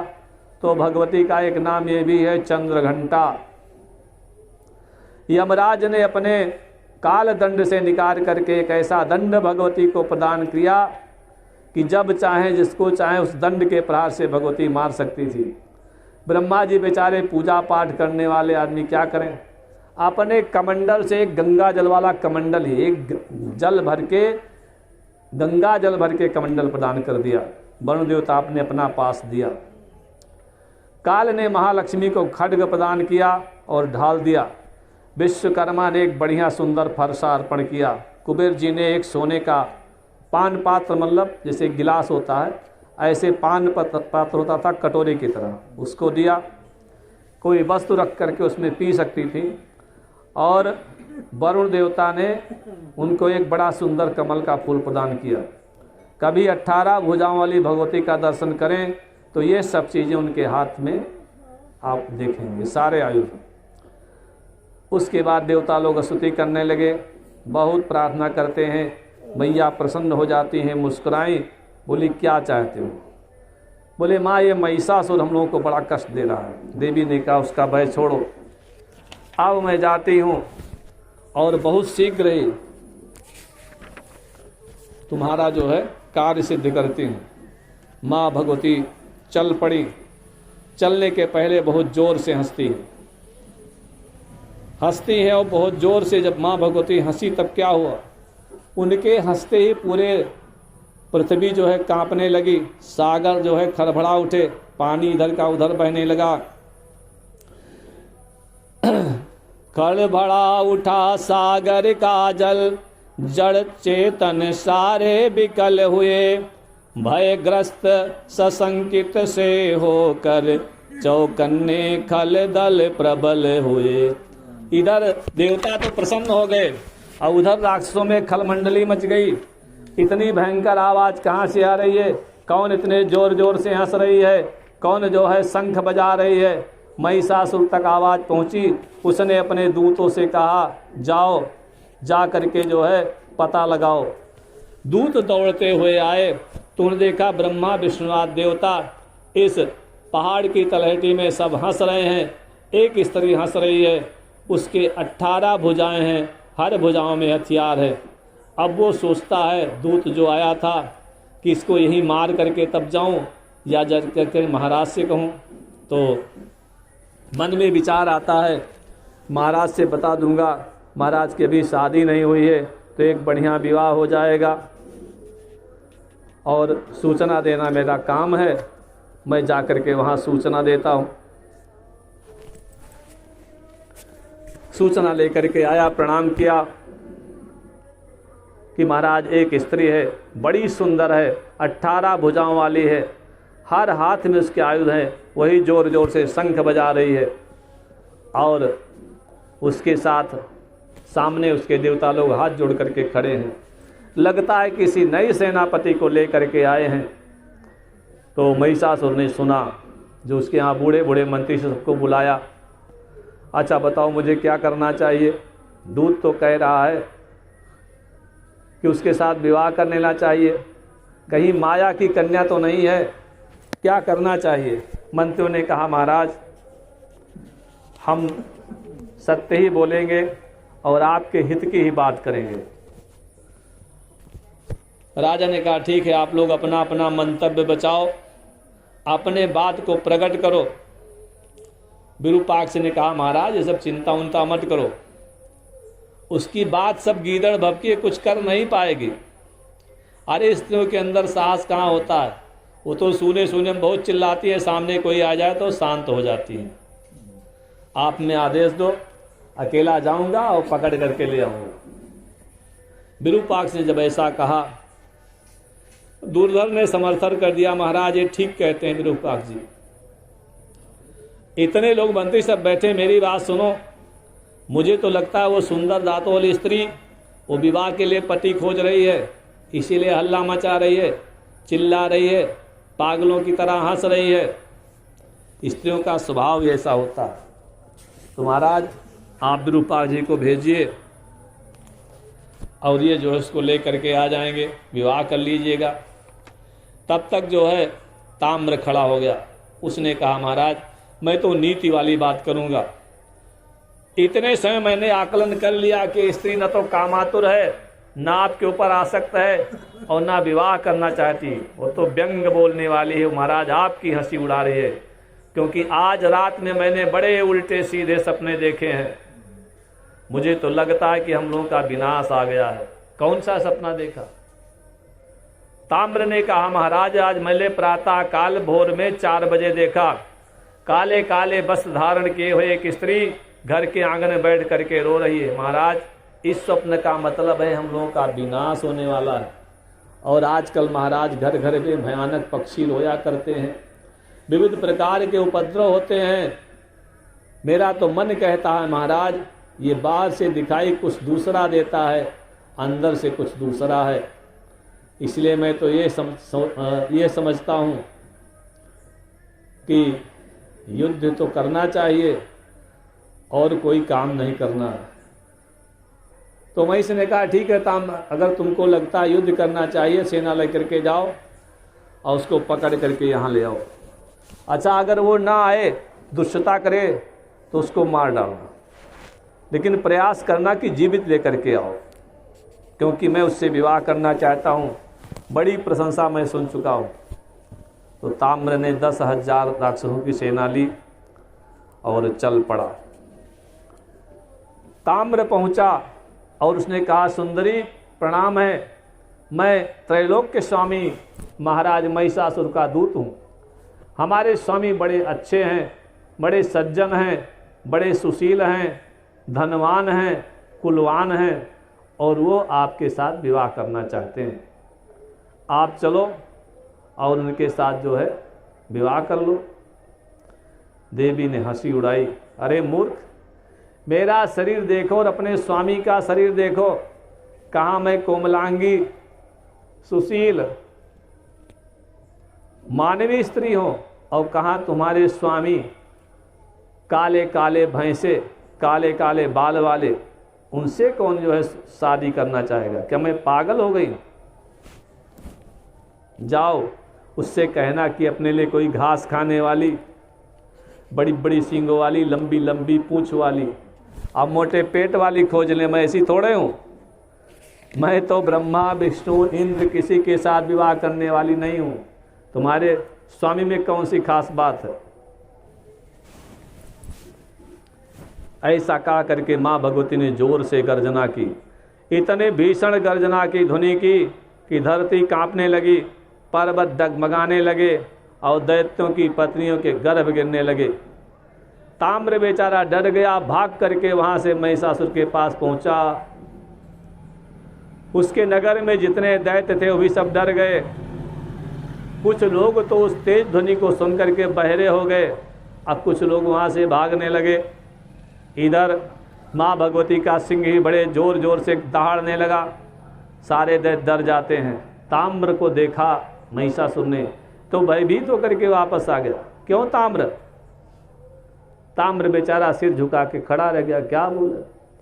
महिषासुर ने मंत्रियों से कहा अब क्या करना चाहिए? तो किसी ने कहा कि रक्षा के लिए महाराज किले के अंदर रहना, बाहर नहीं निकलना चाहिए, या भाग करके पाताल की ओर चले जाना चाहिए। किसी ने कहा महाराज ये सब कुछ नहीं है, अगर वो स्त्री हम लोगों को चुनौती दे रही तो उसके पीछे जरूर कुछ है, वो सामान्य स्त्री नहीं है। महिषासुर ने कहा ठीक कहते हो, जरूर देवताओं ने कोई शरारत की है, ऐसी स्त्री को लेकर के आए क्योंकि मुझे स्त्री से ही मरने का वरदान प्राप्त है, उसी का लाभ उठाना चाहते हो। दुर्मुख ने कहा महाराज युद्ध हुआ तो जीतेंगे हम लोग ही, दूसरा कोई हारने वाला नहीं है। बासकल खड़ा होकर उसने कहा महाराज हमको आज्ञा दो, ये सब कायर यहाँ बैठे हैं और मैं जाता हूँ उसको पकड़ करके ले आऊँगा। संसार में कोई है जो हमसे जीत पाए? दुर्धर ने कहा महाराज मैं भी साथ में जाऊँगा, उस 18 भुजाओं वाली को मैं पकड़ करके घसीट करके लाऊंगा। मैं देवताओं को डरने वाला नहीं हूं। ऐसा जब कहा तो महिषासुर ने कहा जाओ। तो बासकल और दुर्मुख दोनों लोग जो है सेना लेकर के चल पड़े, जोर जोर से गर्जना करते हुए जा रहे हैं। देवी के सामने पहुंचे तो क्या कहते हैं? देवी देवा जिताएना महिषेण महात्मना वरयतुम वरारोहे सर्वदैत्याधिपम नृपम। हमारे स्वामी महाराज उन्होंने सभी देवताओं पर विजय प्राप्त कर ली है और अब वो आपसे विवाह करना चाहते हैं, तो आप चलें हमारे साथ और उनसे विवाह कर लें। देवी जी ने कहा, तुम समझ रहे हो संसार में मुझे कोई आज तक वर नहीं मिला क्या? मैं इतनी न तो मूर्ख हूं और ना तो मैं इतनी कमजोर हूं कि तुम्हारे उस सींग पूछ वाले महाराज के साथ में विवाह करूंगी। यहां से जाओ वापस, अपने महाराज को मेरा संदेश कहना कि जो है छोटे छोटे लोगों को भेजना बंद करें, या तो पाताल की ओर भाग जाओ या करके मुझसे युद्ध करो। अब बताने कौन जाए, बास्कल दुर्मुख दोनों धनुष मार लेकर के तैयार हो गए। माता जी तो हंस रही हैं, ये दोनों उनके ऊपर घनघोर बाणों की वर्षा करने लगे। तो माता जी ने भी धनुष उठाया और बाण को बाण के प्रहार से काट दिया। खूब युद्ध होता है। तो जब देखा आकाश में देवता लोग घबरा रहे हैं कि पता नहीं क्या हो जाए, देवी ने कहा वध करो। तो भगवती ने पहले बास्कल के छाती पर त्रिशूल से प्रहार किया, बास्कल मारा गया, सेना भागने लगी। दुर्मुख अब आया लाल आंख करके देवी जी के सामने, ठहरो ठहरो करके तलवार लेकर के दौड़ता है। माता जी ने जोर से शंख बजाया, धनुष का टंकार किया और उसके बाद कहा कि तुम भाग जाओ, नहीं अभी मारे जाओगे। दुर्मुख ने कहा मुझे कोई मारने वाला अब तक पैदा नहीं हुआ। तो मां भगवती ने गदा उठाई और गदा को घुमा करके जोर से मारा, मस्तक फट करके दूर जा गिरा। बोले काली मैया की। बाकी सेना चिल्ला चिल्ला करके भाग गई, भाग करके गई। बोली महाराज दोनों मारे गए, लड़ाई वड़ाई ठीक नहीं है, आधी सेना हमारी निपट चुकी है। महिषासुर ने सभासुर से कहा अब क्या करना चाहिए। चिक्षुर खड़ा हो गया, महान सेनापति है। उसने कहा महाराज एक अवसर मुझे दीजिए। रथ पर बैठा, ताम्र को अपने साथ बैठाया और शंख बजाते हुए भीषण निनाद करते हुए युद्ध के मैदान की ओर चल पड़ा। दूर से मां भगवती जी ने देखा इस बार कुछ ठीक ठाक लोग आ रहे हैं। एक बार पहले जोर से शंख बजाती हैं, फिर घंटा बजाती हैं, फिर धनुष की टंकार करती हैं। राक्षस बेचारे डर गए, ये क्या हो रहा है, ये कैसी आवाज है। आधी सेना तो पीछे को भाग चली। चिक्षुर को बड़ा क्रोध आया। उसने कहा तुम सब भागते हो, मेरे हाथ से मारे जाओगे। लड़ाई के मोर्चे पर चलो, आज मेरा पराक्रम देखना मैं क्या करता हूं। देवी जी से कहता तुम्हारे इस गर्जना करने से मैं डरने वाला थोड़े हूं। शास्त्र कहते हैं कि स्त्री का वध करना बड़ा पाप है, नहीं तो मैं 1 मिनट में तुमको मार देता। और मैं तो सोचता हूं कि तुम हमारे साथ चलो, हमारे स्वामी की सेवा करो, तुम्हारा कल्याण हो जाएगा। देवी जी ने कहा महामूर्ख, तो अपने आप को पंडित समझते हो, विद्वान समझते हो। तुम्हें तो ना नीति का ज्ञान है, ना शास्त्र का ज्ञान है, ना तुमने कभी वृद्धों की सेवा की है और ना तुम्हारी बुद्धि धर्मपरायण है। तुम तो मूर्ख की सेवा करते हो। मूर्ख की सेवा करते करते तुम खुद मूर्ख हो गए। और मैंने तो ये सोचा है कि संग्राम में महिषासुर का वध करके उसके लाल लाल खून से संग्राम के मैदान में कीचड़ बनाऊंगी और वहीं फिर नृत्य करूंगी। उसको मैं मारने वाली हूं। बहुत क्रोध आया, टूट पड़ा मां भगवती के ऊपर बाणों की वर्षा करते हुए। जैसे आकाश मंडल से बादल पानी बरसाते हैं, वैसे उसके जो है बाण बरस रहे हैं। मां भगवती ने उसके सारे बाणों को काट डाला और गदा मारी। गदा के मार से मूर्छित हो गया, पत्थर की तरह कहते हैं 2 मुहूर्त तक वो रथ पर पड़ा रहा। इधर ताम्र जो है लड़ने लगा। ताम्र ने कहा तुम भी आओ, तुम्हारा मैंने पासपोर्ट बनवाया है यमलोक भेजने के लिए। ये तुम्हारा स्वामी महिषासुर बिल में चिप करके बैठा है, अपने बचने के लिए तमाम लोगों को मरवा दे रहा है, और तुम जैसे मूर्ख इसकी बात मान करके लड़ने आ जाते हो। ताम्र को बड़ा क्रोध आया, धनुषों से बाण चलाने लगा। तब तक चिक्षुर की भी मूर्छा टूट गई। दोनों लोग एक साथ धनुष बाण लेकर के माँ भगवती के ऊपर बाणों का प्रहार करते हैं। जैसे पानी बरसता है उसी तरह से बाण बरस रहे हैं, भीषण युद्ध हो रहा है। चिक्षुर और माँ भगवती का युद्ध हो रहा है। ताम्र ने लोहे का बना हुआ एक बहुत बड़ा मूसल लेकर के देवी के सिंह पर प्रहार किया, जोर जोर से गरजने लगा। भगवती को क्रोध आ गया, उन्होंने तुरंत अपनी एक म्यान से तलवार निकाली जिसमें बड़ी तेज धार थी, और उसी से जो है उसका मस्तक काट डाला। सिर कट गया, धड़ भी तब भी ताम्र जो है, ताम्र का धड़ कुछ देर तक मूसल लेकर के ऐसे घुमाता रहा, फिर गिर करके मर गया। चिक्षुर ने तलवार उठाई, माँ भगवती की ओर झपटा। मैया ने देखा चिक्षुर तलवार लेकर के आ रहा है। एक बाण माँ भगवती ने ऐसा चलाया, उसकी तलवार कट करके दूर जा गिरी। दूसरा बाण चलाया, उसका एक हाथ कट गया। तीसरा बाण चलाया, उसके दूसरे हाथ कट गए। और चौथा बाण चलाया तो उसका मस्तक जो है गले से अलग हो गया। दोनों का वध हो गया। भयभीत होकर सेना दसों दिशाओं में भाग गई। देवता बड़े प्रसन्न हैं, आकाश मंडल से फूल बरसाने लगे। और जो भी कुछ कहना है माइक में कहें, वो सुनाए नहीं पड़ते हैं। मामा धीरे धीरे बोलते आप लोग, धीरे धीरे बोलते हैं, सुनाए नहीं पड़ता। माइकों में कहाँ सुना बहुत चलता है तो कुछ देर मेरे को हम पहुंचाएगी। बस 10 मिनट के काम है, क्या करें। बोलो श्री राम जय राम, जय जय राम। श्री राम जय राम, जय जय राम। जब ज्यादा श्रोता हो जाते हैं तब यहाँ पे कुछ जने वहीं सो जाते हैं, हाँ। कुछ जने बतुआ लागत हैं, कुछ जने चले जाते हैं तम्बाकू खाए, ये सब होता है।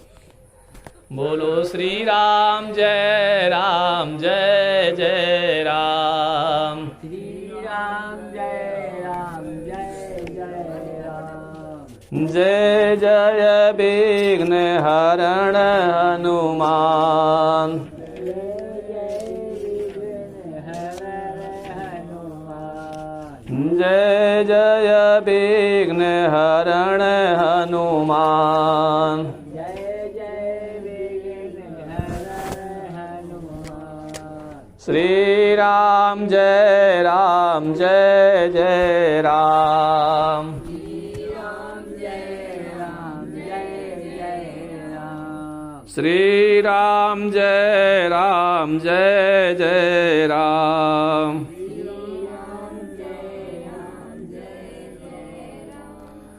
देवी पूजी पद कमल तुम्हारे। देवी पूज पद कमल तुम्हारे। सुर नर मुनि सब होहि सुखारे। सुर नर मुनि सब होय सुखारे। श्री राम जय राम, जय जय राम। श्री राम जय राम, जय जय राम। श्री राम जय राम, जय जय राम। श्री राम जय राम, जय जय राम। आशुतोष तुम अवधर दानी। आशुतोष तुम वरदानी। आशुतोष तुम अवधर दानी। आशुतोष तुम वरदानी। आरती हरहु दीन जनु जानी। भारत हरहु दीन जन जानी। आरती हरहु दीन जनु जानी। भारत हरहु दीन जन जानी। श्री राम जय राम, जय जय राम। श्री राम जय राम, जय जय राम। श्री राम जय जय राम। श्री राम जय जय राम। बोलिए आदिशक्ति माँ भवानी की, जय काली मैया की। जय। तो इस प्रकार से मारा गया वो राक्षस ताम्र मारा गया, चिक्षुर मारा गया। अब कौन कौन मिले? 4-5 राक्षस और बड़े बड़े सेनापति। एक हैं बिडाल और दूसरे हैं असिलोमा। सेना भाग करके महिषासुर के पास गई। तो अब क्या किया जाए? असिलोमा ने कहा मैं बिडाल को साथ में लेकर के जाता हूं और आप यहाँ विवाह की तैयारी कीजिए, मैं दुल्हन को उधर से लेकर के आ रहा हूं। तो दोनों सज बज करके चल पड़े, पहुंच गए युद्ध के मैदान में।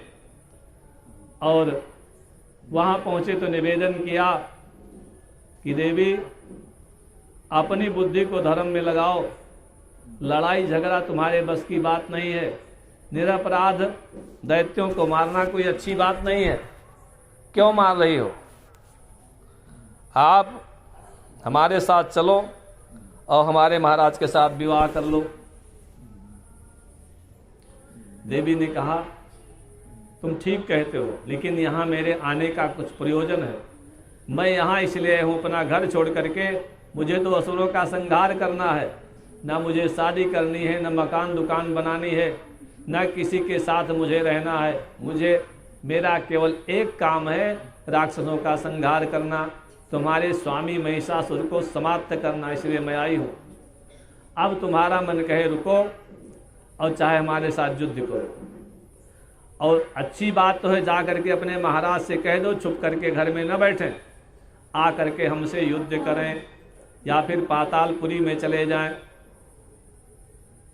तो बिडाल ने कहा देवी तुम समझ नहीं पा रही हो, हमको क्रोध नहीं आ रहा है, तुम्हारा स्वभाव बड़ा अच्छा है।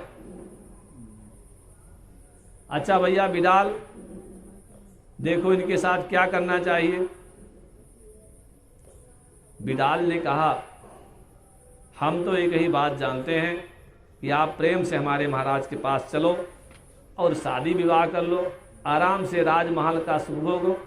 अयोध्या में कहीं एक आध अश्व कहीं उल्टा सीधा लग गया, हाथ पांव कट गया, विकलांग हो गई, तो जीवन में तुम्हारे साथ कोई विवाह ही नहीं करेगा।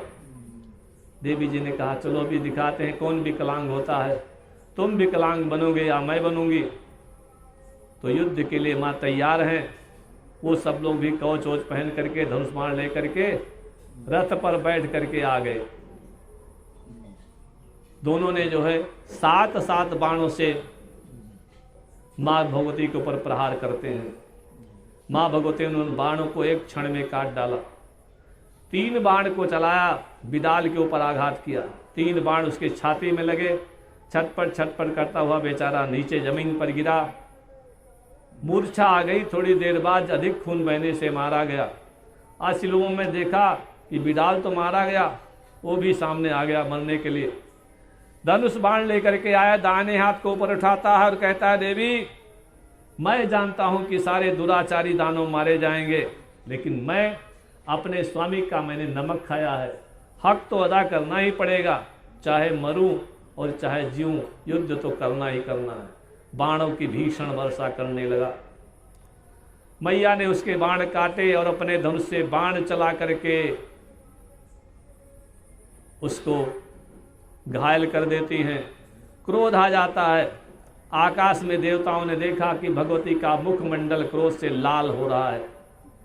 उधर बाण के लगने से असिलोमा के शरीर से जो खून की धारा बह रही है, लगता है उसने जैसे जब फागुन का महीना आता है और पलाश के पेड़ में लाल लाल फूल जैसे खिल जाते हैं, ऐसे उसका पूरा शरीर खून से लाल लाल हो गया है।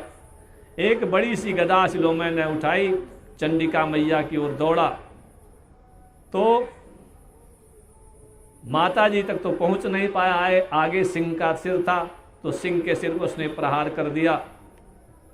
सिंह ने उस प्रहार को कुछ ध्यान नहीं दिया और अपना पंजा बढ़ाया और छाती से मांस ढेर सारी निकाली।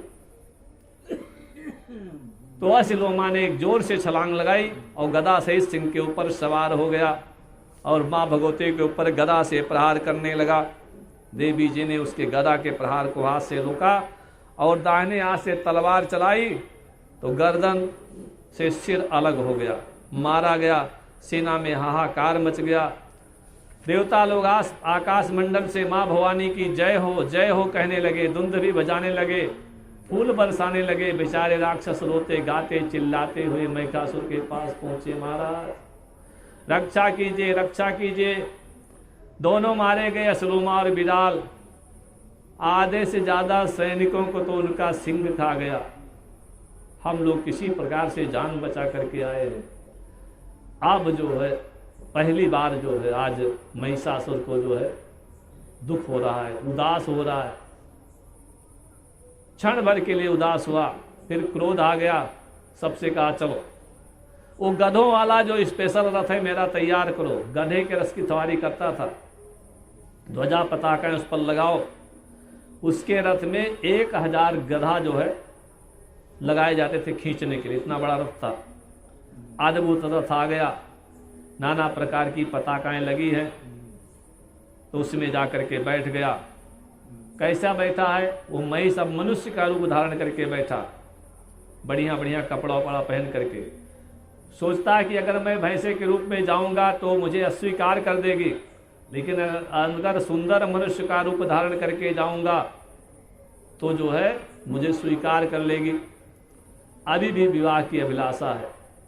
बढ़िया कीमती वस्त्र, हार, कुंडल, केयूर, धनुष बाण लेकर के रथ में बैठ गए हैं।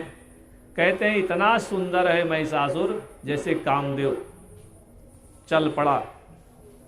देवी जी ने देखा दूर से कोई रथ पर बैठ करके आ रहा है, समझ गई महिषासुर होगा। शंख को उठाया, जोर से बजा दिया। शंख की ध्वनि सुनी, महिषासुर ने सीधे रथ ले जाकर के माता जी के सामने रोका और हंसता हुआ कहने लगा, देवी संसार में कोई स्थिर नहीं रहा। जो भी इस लोक में आया लोक छोड़ करके गिर जाना पड़ा। तो जब तक रहो सुख शांति से रहो, लड़ाई झगड़ा युद्ध ये सब स्त्रियों का विषय नहीं है, ये तो हम पुरुषों के लिए है। आप लोग घर में रहो, अच्छा अच्छा भोजन बनाओ, अच्छा अच्छा भोजन खिलाओ, अच्छा अच्छा भोजन खाओ, अच्छे बिस्तर पर शयन करो, बाल बच्चों का पोषण करो, यही तुम्हारा धर्म है। तुम्हारा धर्म शस्त्र ले करके युद्ध के मैदान में आना नहीं है। देवी ने कहा, ये काहे का तुम मिथ्या प्रलाप कर रहे हो महिषासुर? अगर तुम्हारी माँ ने दूध पिलाया है, तुम्हारे अंदर बल है, शौर्य है, पौरुष है, तो हमसे युद्ध करो, कहानी क्यों सुना रहे हो? महिषासुर ने कहा, देवी तुम नहीं जानती हो, तुमने दुनिया नहीं देखी है, मैंने दुनिया देखी है। विवाह न किया जाए तो आगे चल करके जब बुढ़ापा आता है जीवन एकदम नरक हो जाता है। संसार के कोई सुख नहीं प्राप्त होते हैं। एक गिलास पानी तुम्हें बुढ़ापे में कौन देगा? देवी जी ने कहा, तुम मुझे पानी पिलाओगे? खुद पानी पी लो, यही बहुत है। मैं तो दुनिया को पानी पिलाने वाले हूँ और मुझे नहीं जानते हो मैं किस लिए यहाँ पर आई हूँ। यदा यदा ही साधूनां दुखम भवति दानव। Incoming call from yes. Please identified by Truecaller. जब जब जो है संकट आता है तब तब मैं जो है सज्जनों की रक्षा के लिए और अधर्म का विनाश करने के लिए रूप धारण करती हूँ। समझ लो, देवताओं ने तुम्हारा वध करने के लिए मुझसे प्रार्थना की तो तुमको मार करके अब मैं निश्चिंत हो जाऊंगी, इसलिए मेरे साथ युद्ध करो, अथवा अभी एक चांस है पाताल लोक चले जाओ। यहाँ तो मैं तुम्हें जीवित छोड़ने वाली नहीं। जब ऐसा माँ भगवती ने कहा, वो गदा लेकर के युद्ध करने के लिए तैयार हो गया। धनुष उठाया, नुकीले बाण छोड़ने लगा। माँ भगवती उसके बाणों को काट डालती हैं। ये दोनों लड़ रहे थे, तब तक बीच में एक गदा लेकर के दुर्मुख आ गया। दुर्मुख भगवती को क्रोधित करता हुआ बाणों की वर्षा करता है, गदा चलाता है, परिघ चलाता है, पट्टिश चलाता है। माँ भगवती ने एक तलवार उठाई और जोर से मारा, उसका सिर अलग और धड़ अलग हो गया। दुर्मुख मारा गया। फिर क्या होता है, त्रिनेत्र आगे बढ़ा, उसने बाण चलाए। देवी जी ने इतनी तेजी से तलवार चलाई कि जब तक उसके बाण माँ भगवती तक नहीं पहुंचे तब तक माँ भगवती का त्रिशूल उसके गले में लगा, त्रिनेत्र में मारा गया। दोनों मारे गए। महिषासुर को बड़ा आश्चर्य हुआ, ये तो सब सेकंडों में मारे जा रहे हैं। उसने भी धनुष बाण उठाया और विषैले बाणों को छोड़ना प्रारंभ किया। कोई बाण माँ भगवती के पास पहुंचता है, उसके पहले से उस बाणों को काट करके वो टुकड़े टुकड़े कर देती हैं। और माँ भगवती ने फिर एक गदा उठाई महिषासुर को मारने के लिए। गदा का उसके छाती पर प्रहार किया। गदा के प्रहार से वो घायल हो गया, धरती पर गिरा, मूर्छित हो गया। थोड़ी देर बाद होश में आया।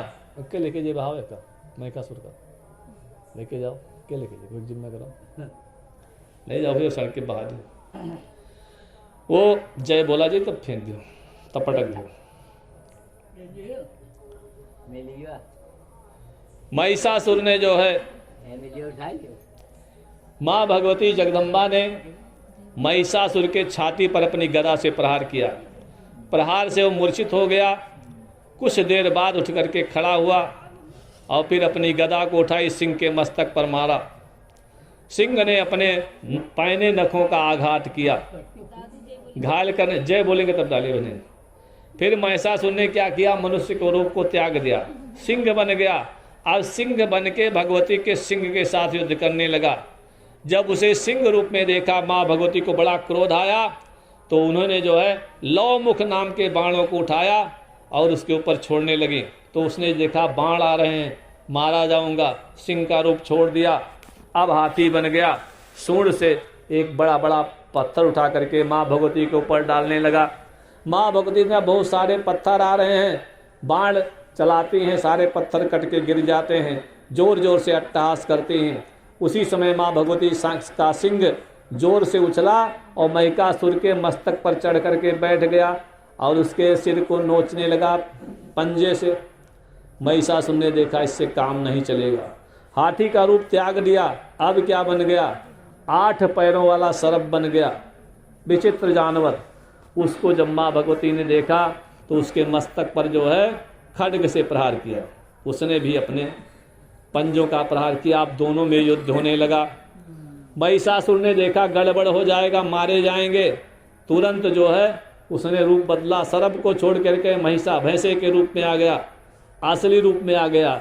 जब आदमी के ऊपर बहुत बड़ा संकट आता है, सारा नकीलापन गायब हो जाता है, औकात में आ जाता है। महिषासुर औकात में आ गए, सिंह से मार रहे हैं, पूंछ को घुमा रहे हैं और देवी जी के ऊपर प्रहार कर रहे हैं। पूंछ में पत्थर लपेट लपेट करके फेंक रहे हैं।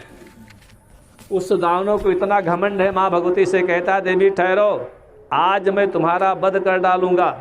मैंने कहा था विवाह कर लो, विवाह नहीं किया तो अब तुम मारी जाओगी। देवी जी ने कहा तुम भी ठहरो, अभी मैं थोड़ी ही देर में जो है देवताओं को निर्भय बना देती हूँ, थोड़ा सा मैं मधुपान कर लूँ। भगवती ने एक सोने का पात्र लिया और उसमें मधु भर के बारंबार पीने लगी। मधुपान करने के बाद माँ भगवती ने अपना त्रिशूल उठाया, देवताओं को दिखाया, मानो इशारा करते हैं कि देवताओं समझ लो तुम्हारा काम बनने वाला है। देवता लोग स्तुति करने लगे, फूल बरसाने लगे, माँ भगवती की जय हो ऐसा कहने लगे। तो उसके बाद माँ भगवती ने त्रिशूल को उठाया और उसके हृदय पर जोर से आघात हुआ। महिषासुर भूमि पर गिरा, मूर्छित हो गया। थोड़ी देर बाद फिर उठा, फिर लड़ाई करने लगा, पैरों से माता जी के ऊपर प्रहार करता है, जोर जोर से चिल्लाता है। तो माँ भगवती ने चक्र को उठा लिया, जो भगवान ने चक्र दिया था, और महिषासुर से कहा अब मैं चक्र चलाने जा रही हूँ, अपना सिर बचा सको तो बचाओ, तैयार हो जाओ यमलोक के लिए प्रस्थान करने के लिए। माँ भगवती जी ने चक्र को चलाया, उस चक्र से दानों का सिर कट गया। जैसे नाली से पानी बहता है ऐसे खून बहने लगा, जोर जोर से लाल लाल खून बहने लगा। वो धरती पर गिरा और भगवान के धाम को चला गया। बोले काली मैया की जय। माँ भगवती का सिंह मानव भूख से व्याकुल होकर के रणभूमि में भागते हुए दानवों को खाने लगा। हाथ पांव धोए के आ जाओ भैया। नल पर हाथ पाँव धो लूँ। उस महिषासुर के मारे जाने पर जितने दानव शेष बचे थे सब डर करके भाग करके पाताल को चले गए। और उस समय जितने भूमंडल पर मनुष्य से देवता थे, साधु जन थे, सब परमानंदित हुए। भगवती चंडिका अपनी रणभूमि छोड़ करके एक सुंदर स्थान पर विराजमान हो जाती हैं। सब देव दानव, देवता और मनुष्य और ऋषि सब पहुंच जाते हैं। माँ भगवती की स्तुति करने लगे। ब्रह्मा सृजत्तिवति विष्णुरिदं महेशः शक्त्या तवैव हरते ननु चान्त काले ईशानतेऽपि च भवन्ति तया विहीना तस्मात् त्वमेव जगता स्थितिनाशकर्त्री। बड़ी सुंदर स्तुति की, 40 श्लोकों में स्तुति करते हैं। माँ भगवती प्रसन्न हुई, देवताओं से कहा वरदान मांगो। देवताओं ने कहा महाराज देवी जी कुछ विशेष वरदान नहीं है, यदि हमारे ऊपर आप प्रसन्न हैं तो जब भी हमारे ऊपर संकट आवे, हमें राक्षस कष्ट दें, हमारे ऊपर दुख आवे तो आप आकर के हमारी रक्षा करना। देवी जी ने कहा ठीक है, जब भी आप लोग मुझे पुकारोगे तो हम आएंगे और तुम्हारी रक्षा करूंगी। देवताओं ने क्या प्रार्थना की है? स्मरयिष्यामो यथा तेम्ब सदैव पद पंकजम तथा कुरु जगन्मातर भक्तिम त्वय्यप चंचलम। कहते हैं माँ भगवती ये वरदान दो कि हम निरंतर आपका स्मरण करते रहें, कहीं आपकी याद हम लोग भूल न जाएं, यह वरदान देना। और जब जब भी हमारे ऊपर संकट पड़े तब तब आना और हमारी रक्षा करना। देवी जी ने कहा ठीक है, जब भी संकट आएगा आप लोग याद करोगे तो मैं आऊँगी, तुम्हारी रक्षा करूँगी। इसी के साथ ये कथा यहाँ विराम होगी और कल हम लोग शुंभ निशुंभ वाली कथा सुनेंगे, शुंभ निशुंभ के वध की। बोलो श्री राम जय राम जय जय राम। श्री राम जय राम जय जय राम। श्री राम जय राम जय जय राम। श्री राम जय राम जय जय राम। श्री राम जय राम।